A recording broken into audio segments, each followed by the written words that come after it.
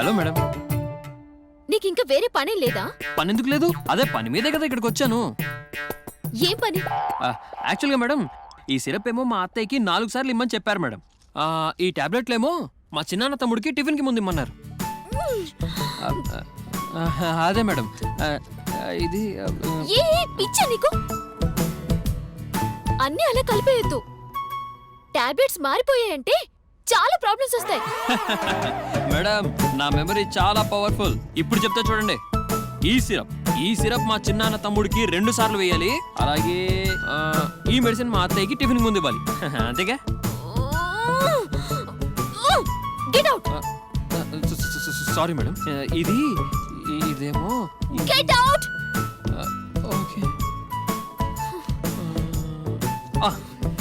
Madam, ఇప్పుడు గుర్తొచ్చింది. Correct గా సెక్యూరిటీ. సెక్యూరిటీయా? సారీ.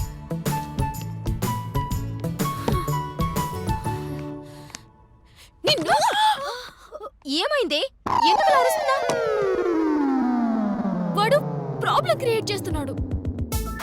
వాడు ఆ పేషెంట్స్ బుర్ర తినేస్తున్నారు. చూస్తుంటే ఇవన్నీ సూర్య తెలివితేటలాగా అనిపిస్తుందమ్మా. నువ్వంటే వాడికి ఇష్టమని నాకెందుకో డౌట్ గా ఉంది. అటు చూడవే, ఎలాంటి రొమాంటిక్ మూడ్ లో తేలుతూ వెళ్తున్నాడు.